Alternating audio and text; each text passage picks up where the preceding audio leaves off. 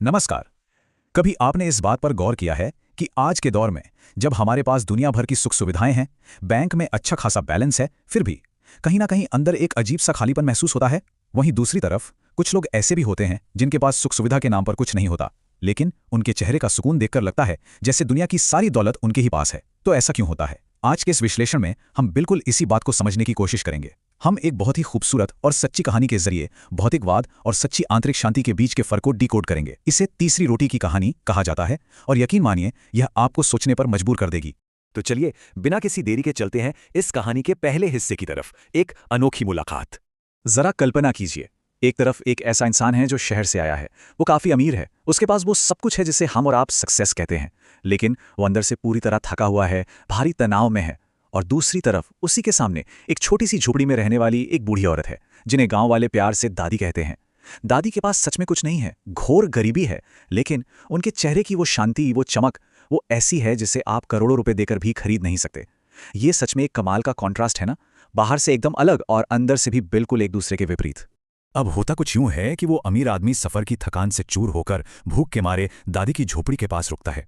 दादी बिना कुछ सोचे समझे उसे अंदर बुला लेती हैं। अब देखिए, वहां कोई शाही दावत तो थी नहीं। दादी ने उसे बड़ी ही सादगी से बाजरे की रोटी और चटनी परोसी। लेकिन बात यहां खाने की नहीं, उस भावना की है।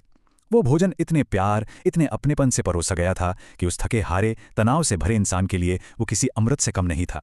और यहीं से शुरू होता है इस घटना का सबसे दिलचस्प और रहस्यमयी हिस्सा, तीसरी रोटी। 3, जी हाँ, सिर्फ 3।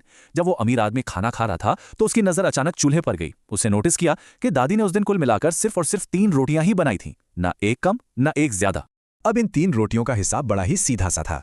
पहली रोटी उस भूखे अमीर आदमी की थाली में गई, दूसरी रोटी खुद दादी ने खा ली। यहां तक तो बात एकदम समझ में आती है, लेकिन फिर आती है वो तीसरी रोटी। दादी ने उस आखिरी रोटी को किसी को परोसा नहीं, बल्कि बहुत ही सम्मान के साथ एक साफ सुथरे कपड़े पर सलीके से रख दिया।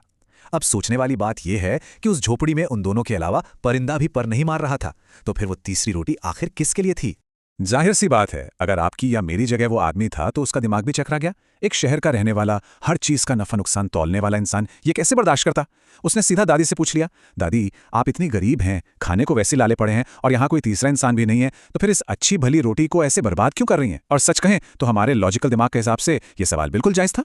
लेकिन इसका जो जवाब उसे मिला वो आपको तीसरे हिस्से की ओर ले जाता है, एक अदृश्य दोस्ती। दादी ने उस आदमी की तरफ देखा। चेहरे पर एक बड़ी ही प्यारी सी, शांत सी मुस्कान थी और उन्होंने बहुत ही ठहराव के साथ कहा, बेटा ये रोटी बर्बाद थोड़ी ना हुई है, ये तो मेरे गोपाला के लिए है, मेरे भगवान के लिए। अब आप ही सोचिए, ऐसा सुनकर कोई भी लॉजिकल इंसान तो यही सोचेगा ना कि क्या सच में भगवान ऊपर से उतरकर रोटी खाने आएंगे? दरअसल इसके पीछे की सच्चाई बहुत ही गहरी और मार्मिक है। दादी ने अपने जीवन में वो खोया था जिसे खोने के बाद इंसान टूटकर बिखर जाता है। उनके पति, उनके बच्चे सब एक एक करके दुनिया से चले गए थे। वो बिल्कुल अकेली पड़ गई थी। अब आमतौर पर ऐसे हालात में लोग भगवान को कोसते हैं, कड़वाहट से भर जाते हैं, लेकिन दादी ने एक अलग ही रास्ता चुना। उन्होंने अकेलेपन में घुटने के बजाय भगवान को ही अपना सबसे करीबी साथी बना लिया। अपना दुख, अपना दर्द, सब कुछ एक आध्यात्मिक रिश्ते में बदल दिया। जरा दादी के इन शब्दों की गहराई को महसूस कीजिए। वो कहती थीं कि उनका गोपाला आसमान में बैठा कोई दूर का भगवान नहीं है, वो एक अदृश्य धागे से उनके साथ बंधा हुआ है। उनका कहना था, जब मैं खाना बनाती हूँ और उन्हें परोसती हूँ तो मुझे सच में लगता है कि वो मेरे ठीक सामने बैठे हैं, बड़े चाव से खा रहे हैं और मुझे देखकर मुस्कुरा रहे हैं। यह कोई मनगढ़ंत कहानी या कोरी कल्पना नहीं थी उनके लिए, यह उनके जीने का सहारा था, एक ऐसा एंकर जिसने उन्हें कभी अकेला या मायूस नहीं होने दिया। अब यहां ना दो बिल्कुल अलग अलग दुनिया आपस में टकरा रही थी। अमीर आदमी का वो शहरी तर्कशील दिमाग चीख चीख कर कह रहा था कि सदमे की वजह से इस बुढ़िया का दिमाग फिर गया है, यह सिर्फ एक भ्रम है। लेकिन एक सच्चाई ऐसी थी जिसे वो चाहकर भी नकार नहीं पा रहा था, और वो सच्चाई थी दादी की आंखें। उन आंखों में कोई पागलपन नहीं था, बल्कि एक ऐसी गहरी अटूट शांति थी जिससे वो अपनी सारी दौलत खर्च करके भी नहीं खरीद पाया था। और इसके बाद आता है इस पूरी घटना का चौथा और आपको पूरी तरह से सुन्न कर देने वाला हिस्सा, आखिरी चमत्कार। इस घटना को कई साल बीत जाते हैं। वो अमीर आदमी एक बार फिर उसी गांव से गुजरता है। उससे दादी और उनकी उस तीसरी रोटी की याद आती है। वो उस झोपड़ी की तरफ जाता है, लेकिन वहां उसे पता चलता है कि दादी तो कुछ समय पहले ही इस दुनिया को अलविदा कह चुकी हैं। वो झोपड़ी में अंदर जाता है और अब सवाल यह है कि वहां अंदर जाने के बाद उसने आखिर ऐसा क्या देखा। अंदर का नजारा सच में रोंगटे खड़े कर देने वाला था। कमरा पूरा धूल से सना हुआ था, लेकिन वो जो खाना बनाने की जगह थी ना, चूल्हा, वो एकदम साफ था और उसी साफ कपड़े पर एक सूखी बासी तीसरी रोटी रखी हुई थी। मतलब अपने आखिरी दिन भी दादी ने गोपाला के लिए रोटी बनाई थी। लेकिन जो चीज सच में हैरान करने वाली थी वो थी बिस्तर पर दादी का शरीर। उनकी एक हथेली हवा में ऊपर की ओर इस तरह खुली हुई थी, जैसे उन्होंने सच में किसी का हाथ बड़ी मजबूती से थाम रखा हो।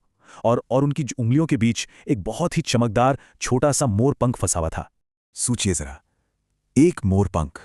ये कोई आम पंख नहीं था, ये बिल्कुल वैसा ही था जैसा भगवान कृष्ण के मुकुट में शोभा देता है। गांव वालों ने भी माना कि दादी के पास ऐसा कोई मोर पंख कभी नहीं था और ना ही उस बंद झोपड़ी में कोई मोर आ सकता था।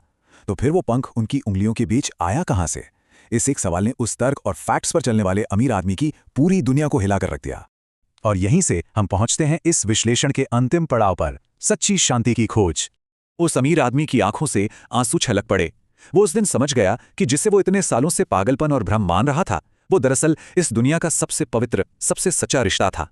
दादी का वो अदृश्य धागा कोई कल्पना नहीं थी, वो धागा सच में था और वो अंत तक कभी टूटा ही नहीं।